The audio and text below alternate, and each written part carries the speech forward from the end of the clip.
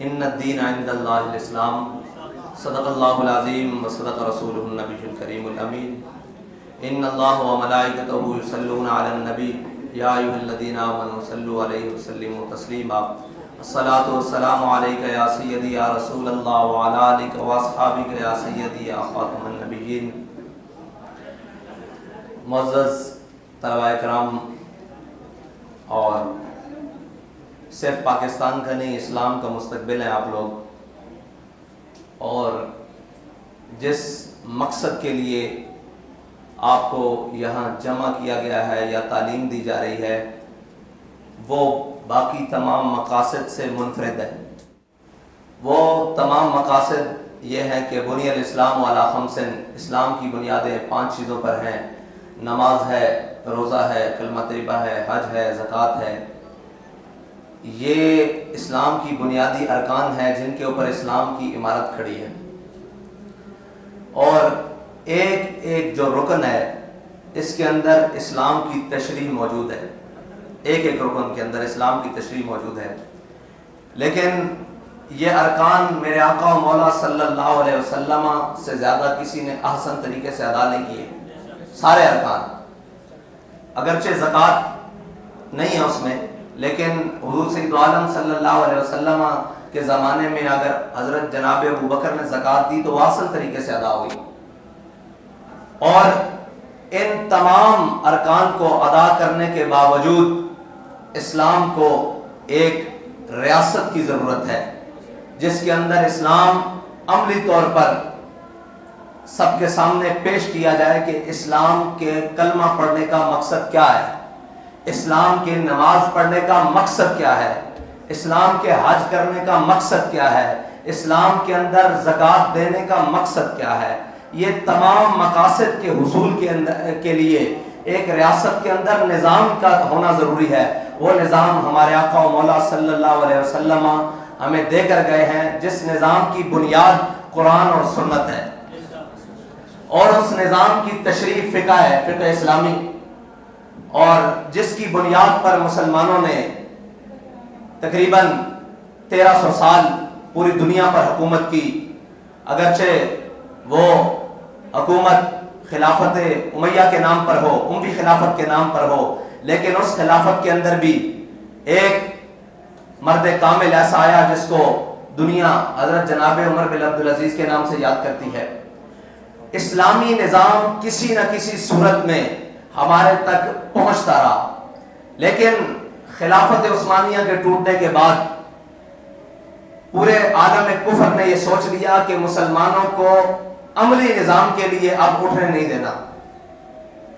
اور عملی نظام سے دور کرنے کے لیے ان کو بھلا دینا ہے کہ آپ اپنے کاروبار میں مست رہیں، اپنی خانقاہوں میں بیٹھے رہیں،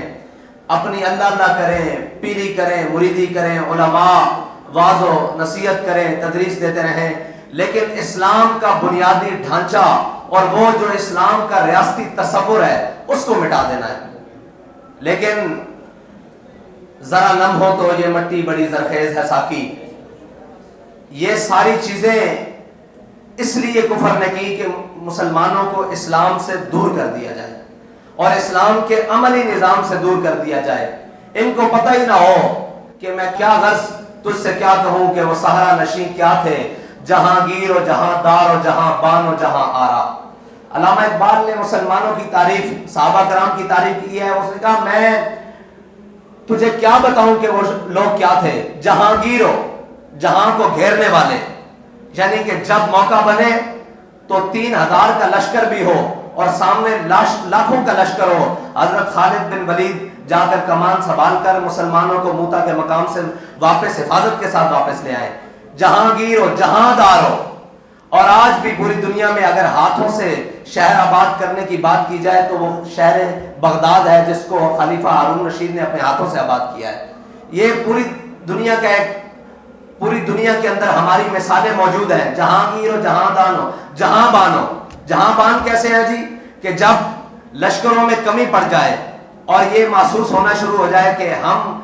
لشکر کے اندر بزدلی پھیل جائے تو لشکر کا امیر یہ کہتا ہے کہ یہاں کشتیاں جلا کے ہم پار جائیں گے، یہ اسلام کا ایک حسن ہے، جہاں بانو جہاں آرا، اور جہاں آرائی یعنی کہ وہ جہان کا حسن کیسے بنے، وہ ایسے بنے کہ سمال فقر و فخری کا رہا شان عمارت میں۔ مقصد یہ ہے کہ آپ کے پاس طاقت آ جانا یا کسی شخص کے پاس طاقت کا آ جانا، اس کو مثبت یا منفی استعمال کرنا، اسلام نے اس کا طریقہ کار بتایا ہے۔ ورنہ طاقت کا صرف حصول ہو تو فرعون کے پاس بھی طاقت تھی،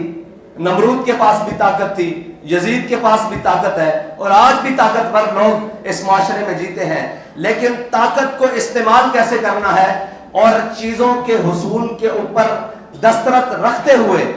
ان کے اندر ناجائز کسی چیز کو شامل نہیں کرنا، وہ بددیانتی ہو، وہ رشوت ہو، وہ جناب سود ہو، وہ معاشرے کے اندر کوئی بھی بددیانتی ہو، آپ اس تک دسترس رکھتے ہوئے باوجود اپنے جسم، اپنے خیالات اور اپنے ہاتھوں کو روک کر اللہ سے ڈرتے ہوئے نظام کو درست طریقے سے چلائیں۔ اسلام نے اس کا طریقہ بھی بتایا ہے۔ اور آپ سب احباب کو یہاں جو تعلیم دی جا رہی ہے اس کا مقصد بھی یہی ہے کہ ہم اس نظام سے آشنا ہوں جس نظام کا دنیا میں کوئی نعم البدل نہیں ہے، جس نظام کے ساتھ ہی اس دنیا کا امن قائم ہو سکتا ہے، جس نظام کے ساتھ ہی اس دنیا میں غربت ختم ہو سکتی ہے، جس نظام کے ساتھ اس دنیا کے اندر تمام بدماشوں کی بدماشی ٹوٹ سکتی ہے۔ اقبال کہتا ہے کاہن و سلطان و پاپا و امیر۔ اقبال کہتا ہے ایک وقت تھا اسلام کے نظام آنے سے پہلے، کاہن اپنی ایک جسے کہتے ہیں پھائی لگا کر بیٹھا ہوا تھا، ایک جال لگا کر بیٹھا، کاہن، پاپا، سلطان، امیر، ساروں کا مقصد کیا تھا؟ یک نخچیر صد نخچیر گیر، کہ انسان کو غلام بنانا کیسے ہے۔ یہ دنیا کا جتنا بھی آج مالیاتی اور یہ جتنا بھی اقتصادی دنیا نے نظام بنایا ہوا، یہ سارا انسان کو غلام بنانے کا طریقہ ہے۔ اور اسلام کا ایک اس سے منفرد طریقہ ہے، وہ یہ ہے کہ اسلام دولت کو جمع کرنے کا حکم نہیں دیتا، بلکہ اس کو تقسیم در تقسیم در تقسیم در تقسیم۔ اسلام کے اندر وراثت کی تقسیم کا نظام موجود ہے۔ اسلام کے اندر جس کے پاس مال ہے وہ زکوٰۃ دے، جس کے پاس نہیں ہے وہ زکوٰۃ نہ دے، یعنی یہاں بھی تقسیم مال کی۔ اسلام نے کہا اچھا تم یہاں تقسیم کر چکے، اب آ جاؤ تم صدقہ کے نام پر پھر تقسیم کرو مال کو، پھر زکوٰۃ کے نام پر تقسیم کرو، پھر خیرات کے نام پر تقسیم کرو، پھر صدقہ فطر کے نام پر تقسیم کرو، پھر قربانی کے نام پر تقسیم کرو۔ اسلام نے مالدار کے مال کو تقسیم در تقسیم در تقسیم کیا ہے، کیونکہ مال کا کہیں بھی جمع ہو جانا یہ معاشرے کے لیے فتنے کا باعث ہے۔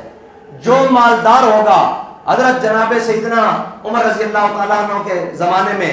ایک تاجر آیا، اس تاجر نے آ کر مدینہ پاک میں گھوڑوں کا کاروبار شروع کر لیا۔ وہ تاجر بڑا امیر کبیر تھا۔ حضرت جناب سیدنا عمر رضی اللہ تعالیٰ عنہ کو پتہ لگا تو آپ نے اس کو بلا لیا۔ آپ نے فرمایا دو طریقے ہیں، ایک تو طریقہ ہے کہ تو مسجد نبوی کے مدینہ پاک کے اندر تجارت گھوڑوں کی نہیں کر سکتا، اس لیے کہ تو امیر آدمی ہے، تو نے گھوڑے پال لیے ہیں، منڈی کے اندر بازار کے اندر جتنا گھاس اناج آئے گا وہ تو امیر آدمی ہے، اپنے مال کی بنیاد پر پہلے ہی خرید لے گا تو غریب تک یہ نہیں پہنچ سکے گا۔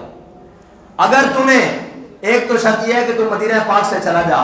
اگر تو نے مدینہ پاک کے اندر رہتے ہوئے گھوڑوں کی تجارت کرنی ہے تو پھر تیرے لیے لازم یہ ہے کہ تو مدینے کی منڈی سے، مدینے کے بازار سے اناج اور گھاس نہیں خرید سکتا، گھاس باہر سے خرید کے لا تاکہ تجھے اس کی ٹرانسپورٹ کا بھی خرچہ پڑے اور تجھے اس کا جو ہے لانے اور لے جانے کا وہ سارے معاملات اور لانے کے لیے بندے مقرر کرنے پڑے، تاکہ غریب کو کہیں باہر دور سے جا کر چارہ کا حصول کے لیے مدینہ طیبہ کے شہر سے باہر نہ جانا پڑے۔ تو اسلام جو ہے وہ غرباء کا پہلے خیال کرتا ہے اور مالداروں کا بعد میں خیال کرتا ہے۔ یہ ہے اسلام کا نظام کہ اگر تو نے گھوڑے رکھنے ہیں تو مدینے سے باہر لے جا، پہلی تو شرط یہ ہے۔ اگر تو مدینے کے شہر کے اندر رکھنا چاہتا ہے تو پھر تو گھاس دور سے خرید کے لا، اس منڈی سے تجھے خریدنے کی اجازت نہیں ہے۔ یہ ہے اسلام کا نظام، تاکہ کسی غریب کو جو چارہ ہے اس کی دسترس سے باہر نہ ہو جائے، غریب کی دسترس سے۔